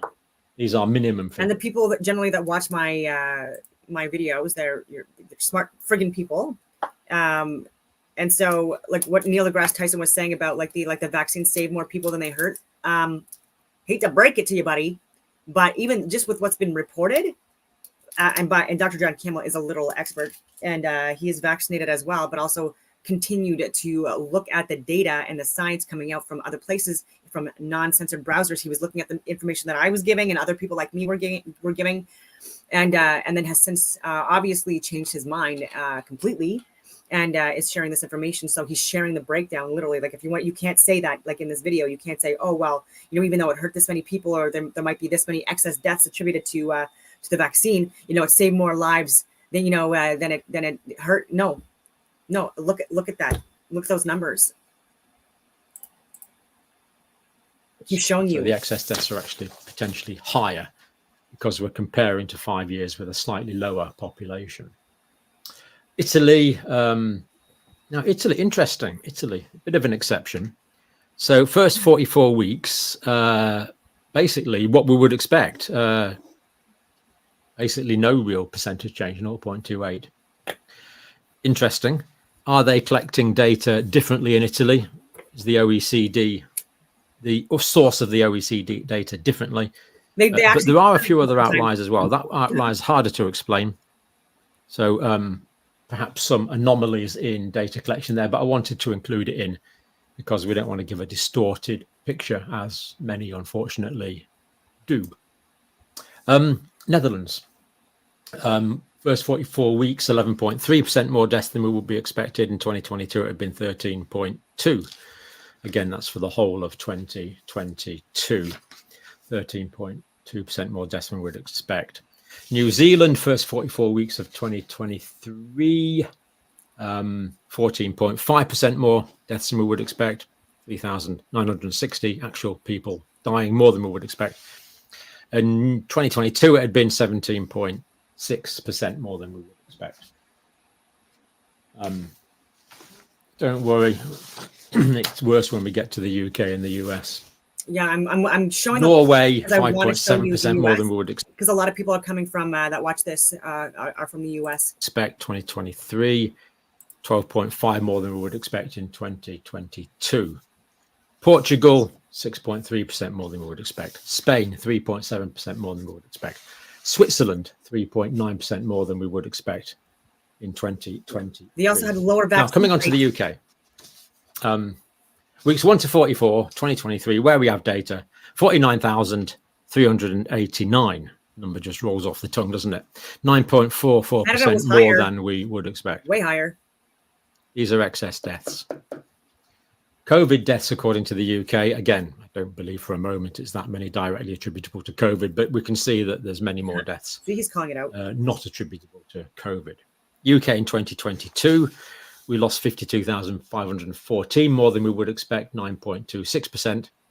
Add the two together, 2022 was 2023. So we get 101,903 excess deaths. Crazy. In the United Kingdom during those periods of time. Now, I kind of hesitated to put this in, but I've done it, so I'm going to give it to you. Height of the Blitz, the bombing in the Second World War, 1940 to May 1941. Civilian deaths were 40,000. Terrible. Yeah. But we lost 100,000 in these 2 years. We've lost first 44 weeks of the year just shy of 50,000 just for the first 44 weeks of 2023. And of course, the Blitz just completely influenced British culture. You know, this is what I was brought up with. And you're going to say that this wasn't war? Like I say, there'll be bluebirds over the white cliffs of Dover.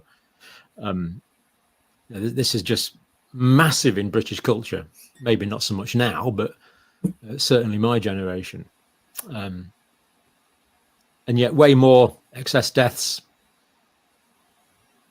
In 1940, we saw the country turned upside down, children evacuated to various parts of the country, massive defences put in place, the country on a complete war footing. Now, what do our current generation of politicians do? Walk out the chamber when someone tries to talk about it. Yep. What the heck is going on here? Total civilian deaths in World War II, 70,000. So the last couple of years, excess deaths for reasons that aren't being explained, aren't even being addressed. And not to cut him off, that's a bad shot, but even with what's going on right now in Iran, 125 bombs dropped. Jordan, an American base where there was a drone strike that unfortunately killed 3 American soldiers. There's no idea where it came from, who it came from. So their response to a military base in Jordan, where a lot of people think that they have no business being right now, was to drop 125 bombs on Iran, like innocent civilians and stuff like that as well. We still don't know who did it. Was this another false flag event, for example? We need to know this stuff, right? As for questions that aren't even being asked, more deaths than civilian UK deaths in World War II. We lost a lot more combatants than that, but they were civilian deaths. United States.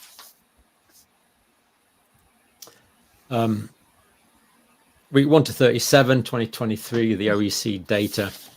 155,000 more Americans died than we expect. Attributable to COVID, 76,000. That's a lie. Again, quite how accurate that is, we don't have full data, but we can see a lot of people died. That's not attributable to COVID. And even with that, like I've also shared that, like with COVID deaths, and I've already shared it.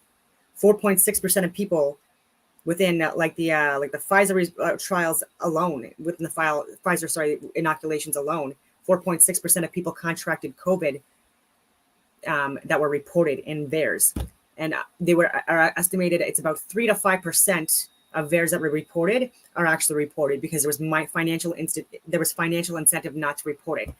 And so, if that makes any sense, so even with these COVID deaths, they're claiming are COVID deaths, which are significantly lower than the excess deaths we're experiencing, and they're experiencing. How many of those were attributed to the vaccine? When even as of February 2021.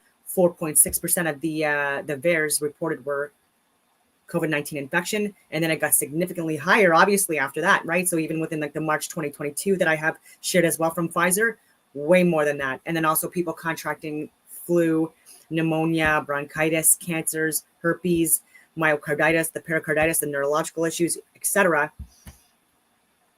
So yeah, how many of those are because of inoculation? 7.8% more than we would expect dying. In 2022 in the United States, it was getting on for 500,000, 495,000. I've watched it so many times, and I still 17.53% above what we would expect. Add together the 2 years, so the 155,000 that died in 2023, that's only the first 37 weeks, of course, where we have data. They're getting on 500,000 that died in 2022. We get 651,512. Now, again, this is sort of my year. And so it's actually, and I don't want to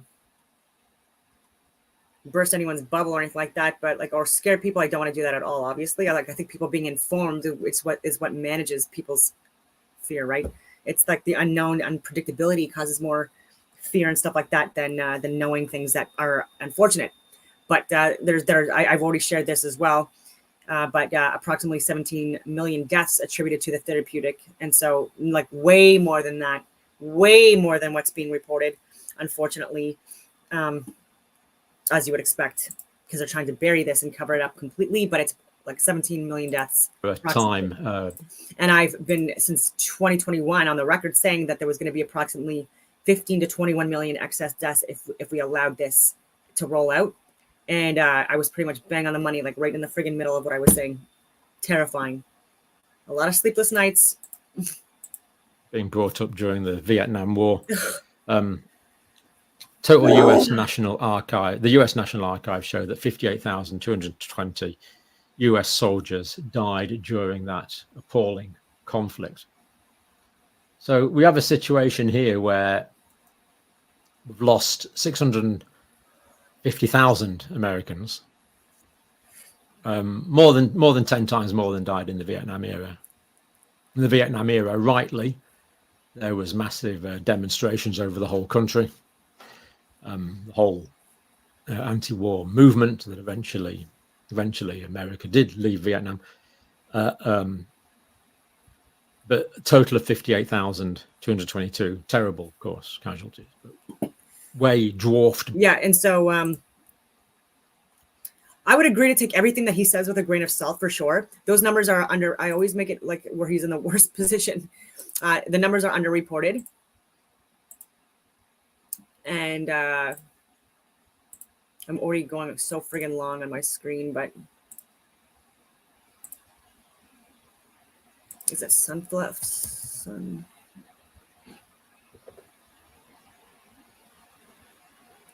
I don't know. Let me see here.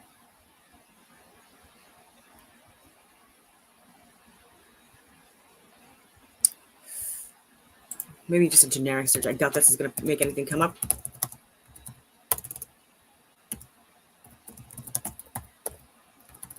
I doubt it would be that simple.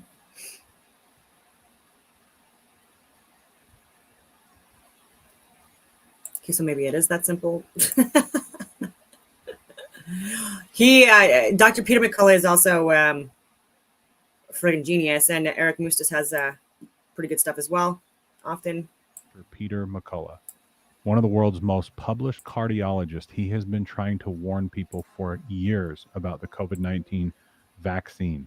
He says on the show over 600,000 Americans have now died due to this, not the virus, this.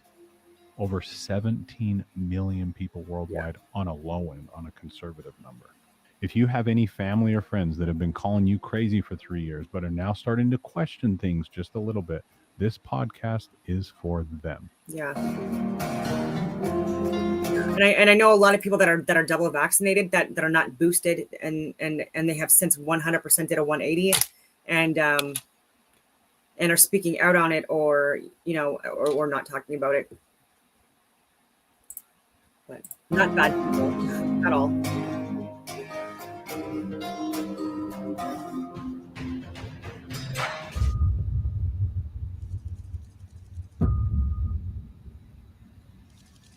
The people that are pushing the vaccine still are incredibly moronic, though, and these videos should go to them. But they never watch. They don't care. But before we get going, let me tell you about a product from our sponsor, Freedom Blends. Freedom Fuel. One of the main reasons, you got to listen close, one of the main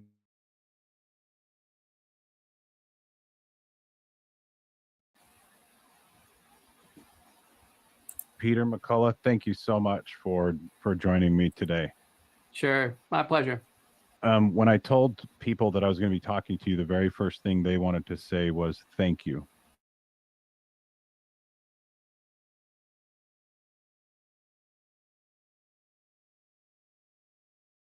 Thank you. Was there ever a moment when you knew that starting to speak, the gates of hell would open up on you? I mean, I think I slid into it over time, but I think things got tense when the vaccines rolled out, and within a few months we knew they weren't safe. I think that's when the tension really ramped up.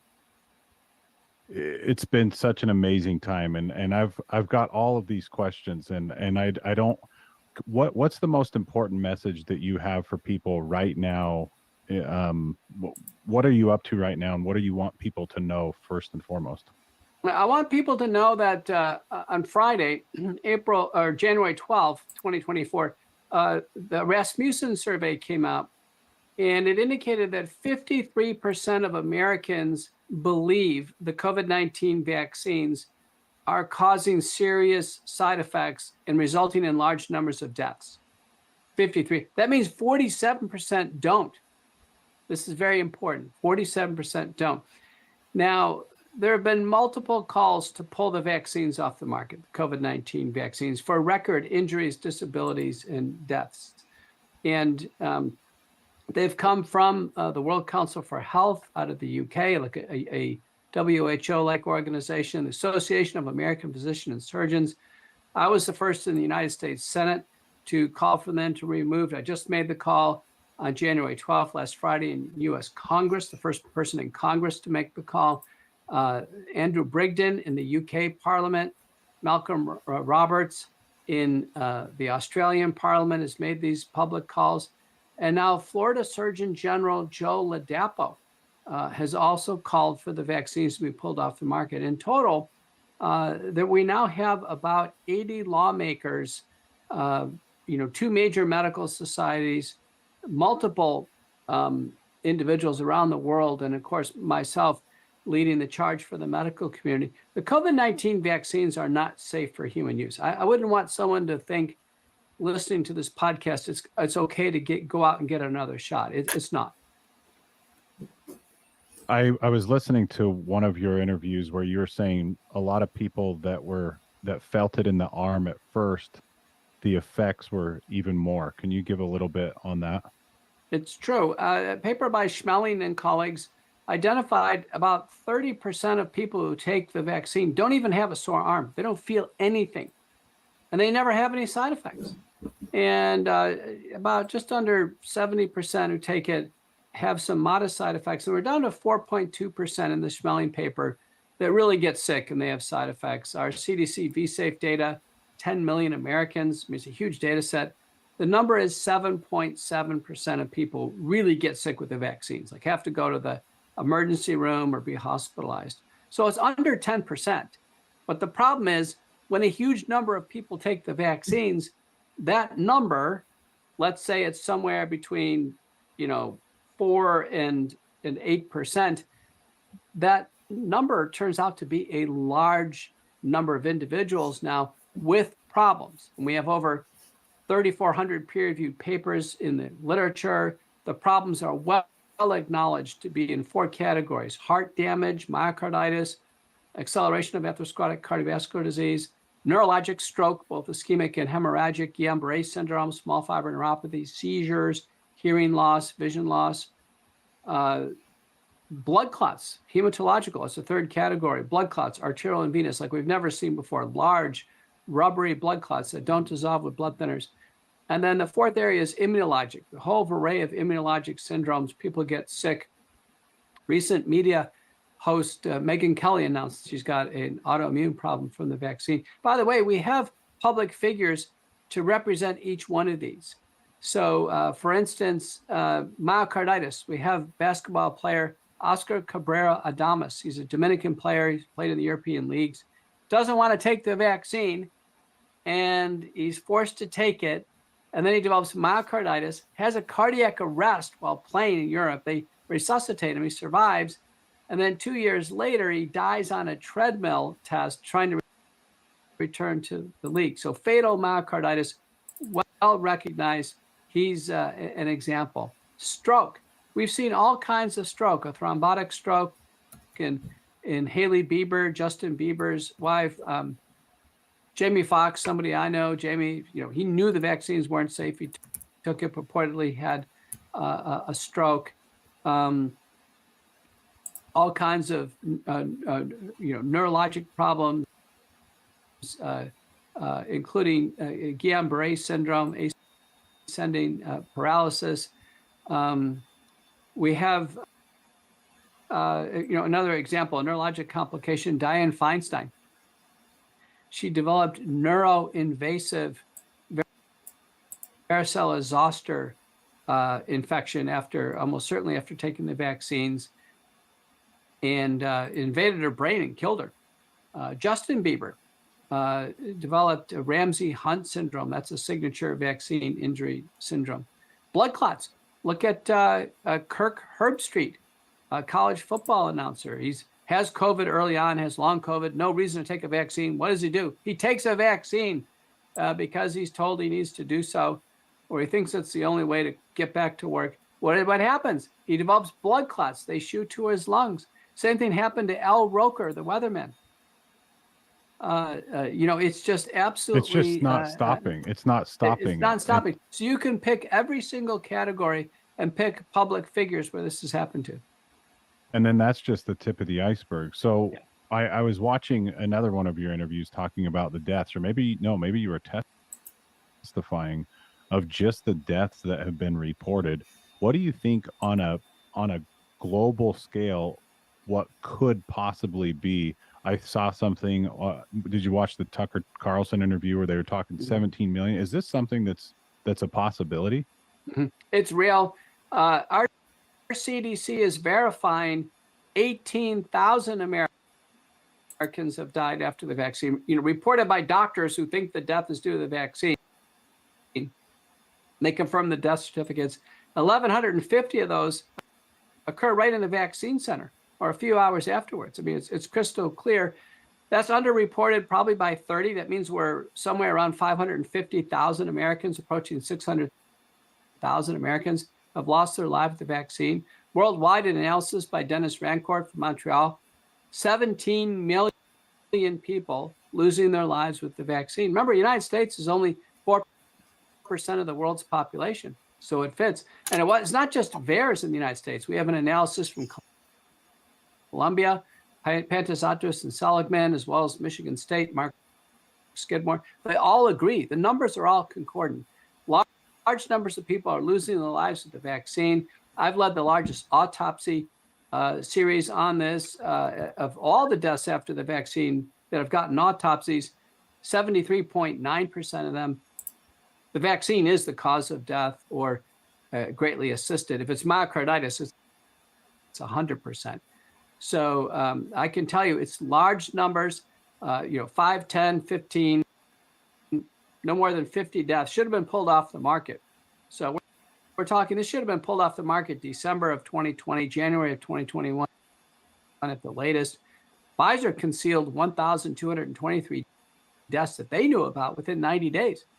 So, we knew early these vaccines were deadly and dangerous. By the time we got to March of 2021, I was in the Texas Senate Health and Human Services Committee, and I was telling people, listen, I don't like what I see.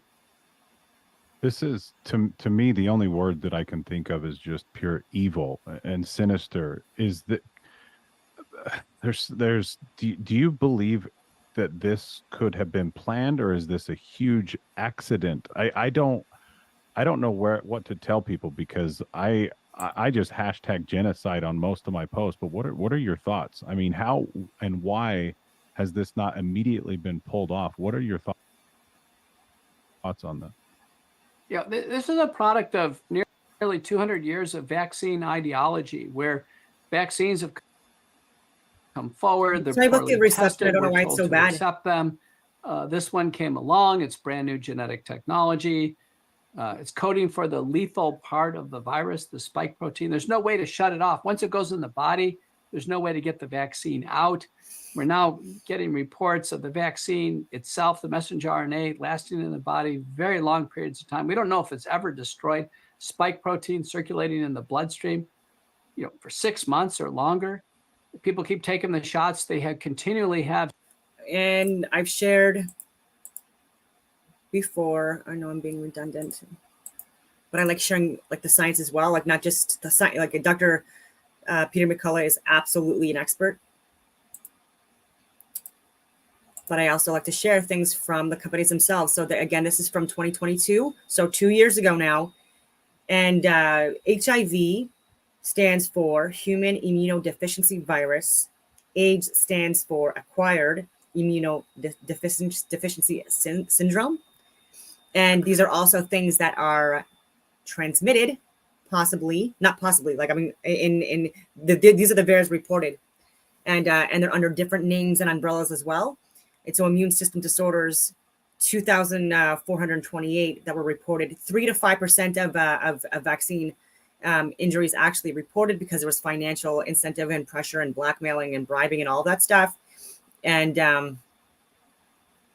but it's like right here, acquired it, and so AIDS combined. Like, why are we pushing this still? And that's why I continue to share and talk about this stuff, because this is also herpes. Okay. It's something that it cannot be cured. And it causes fertility issues and stuff like that as well. And obviously there's huge stigmas against herpes. And so genital herpes, come on guys, underreported. And this is just Pfizer. So you should be looking at Moderna as well. And there was a large volume of people that took Moderna as well. It wasn't 50-50, but it was friggin' close, right? If you look at like J&J and AZ as well, you got to look at this. These people, like nasal herpes, like, are you fucking kidding me? Oh my God.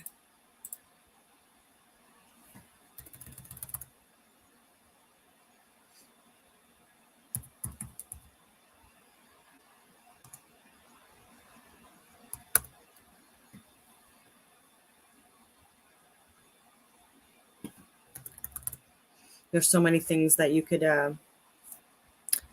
look at that they're refusing to make the correlations with.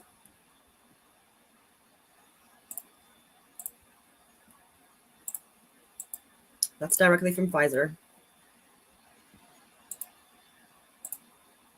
Circulating spike protein. They have a Underreported. foreign protein in their bloodstream that was engineered in a biosecurity lab in Wuhan, China.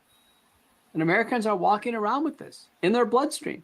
It's impossible to assign motive. It's just the worst idea ever. It looks like the doctors are taking it. You know, I accept everything at face value. A lawmaker said they took it. I believe them. Nancy Mace in Congress, she took it. She says she's got a vaccine problem now. I was on a TV show yesterday. Dr. Drew, he's kind of a famous TV doctor. He took the vaccine. He says he's vaccine injured. I believe him. I mean, it's just case after case after case. Now, we can't count on the FDA to save us. The FDA commissioner, Robert Califf, and division head Peter Marks, they're actually out there promoting vaccines. They're like a drug company. They're promoting vaccines. They're not, unbiased as safety watchdogs. So our whole system now must become unmoored. The only thing we can do is trust ourselves, trust our own instincts, do our own research. Now we're being presented with disease X, that we should get worried about disease X. Crohn's disease, diverticulitis, venous thrombosis. Disease X is not a real virus. It's a concept. It's a theoretical virus. The World Economic Forum held meetings on this yesterday, extensive meetings. Peter Daszak at the EcoHealth. I'll stop screen and I'll share the venous thrombosis.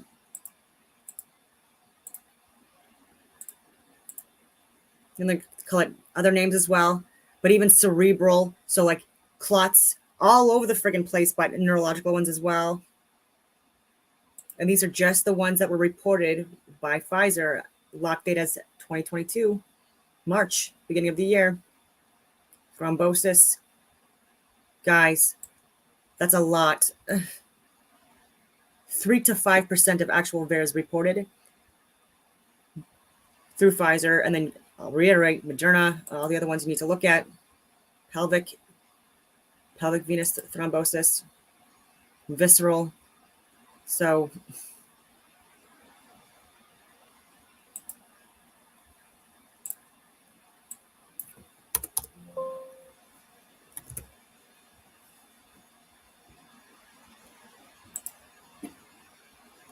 thrombosis, that's where you get even more when you just put that in, like carotid artery, like so. Cerebral. Look at this, guys.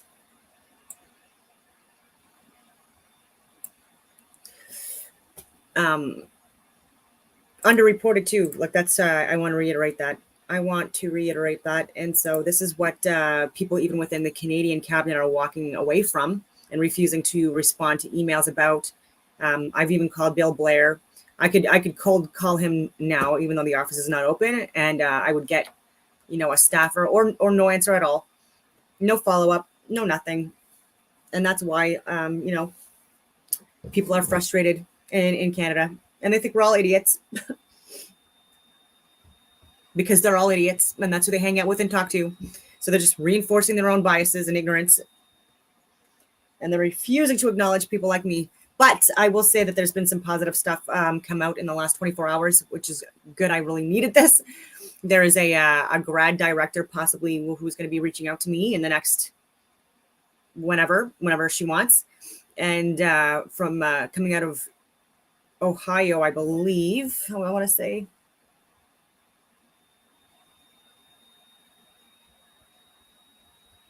Ohio. And it could be on a lot of different things, but I wish that it would be a grad director from Canada, because I'm Canadian, but I've been trying for years through the education systems and providing information, and so far nothing. And so if there's someone from America that is willing and open to looking at the research and studies that I've done and the data that I've put together and my research and stuff like that, then of course I'm not going to refuse it. You know what I mean? Because we're also aligned with America. We're allies. And I'm not hating on anyone anywhere in the friggin' world, right? I'm trying to, I don't know, get the message out that we need minimal friggin' chaos right now. And this planned chaos is just boring. Oh, actually, before I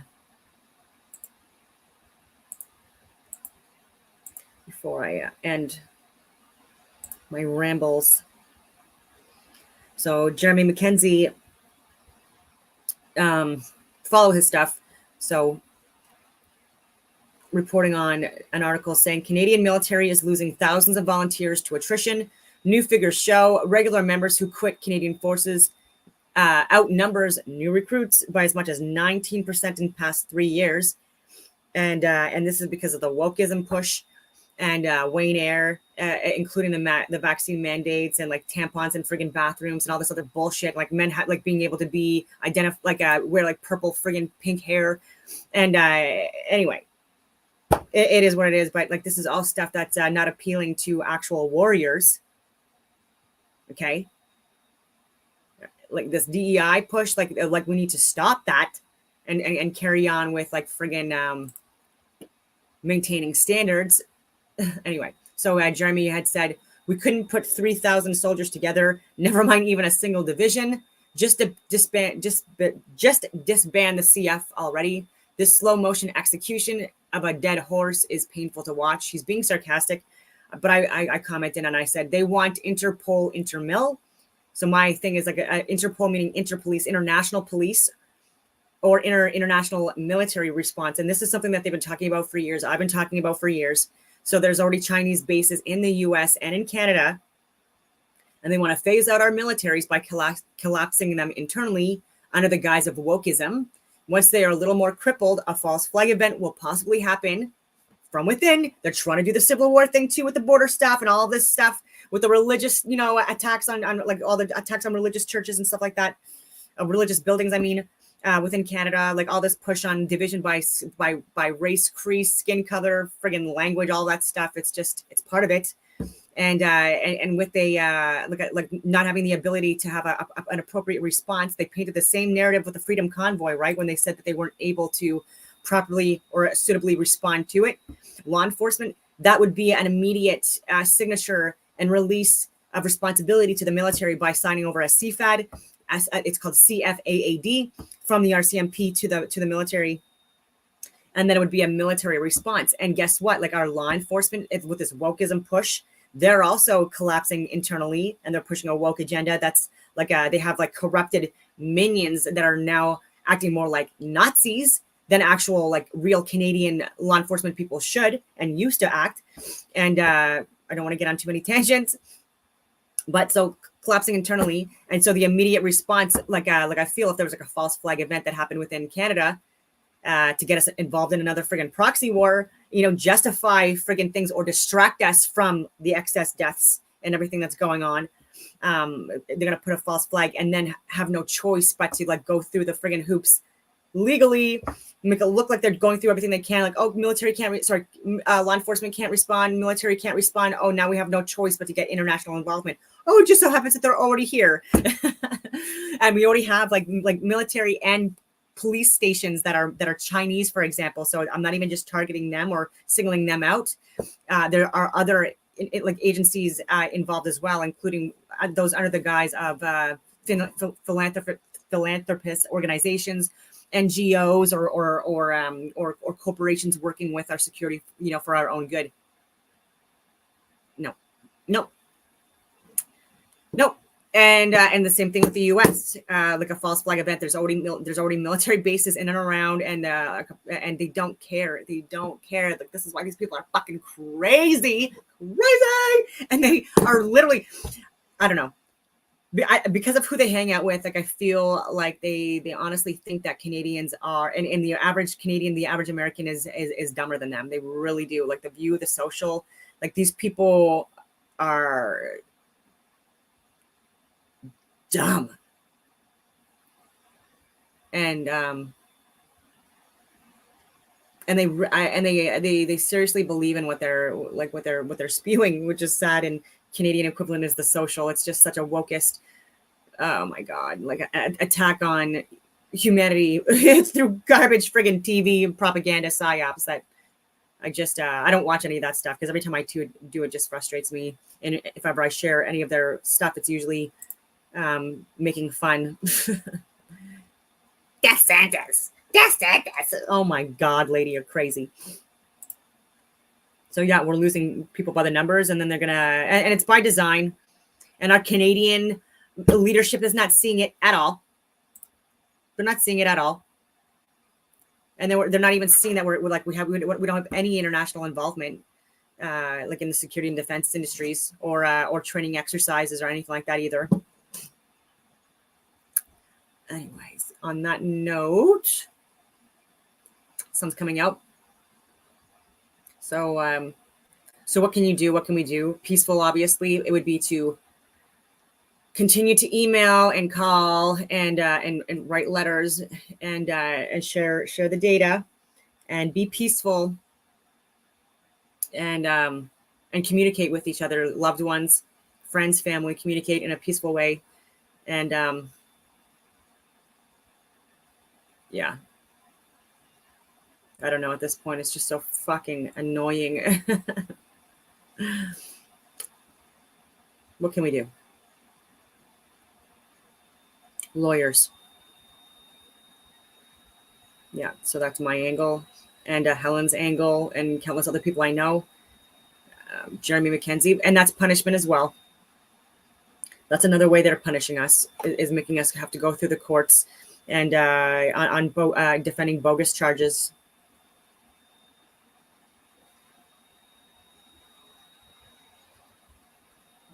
Yeah. Anyway, I will leave it at that, and I hope that everyone has a wonderful day.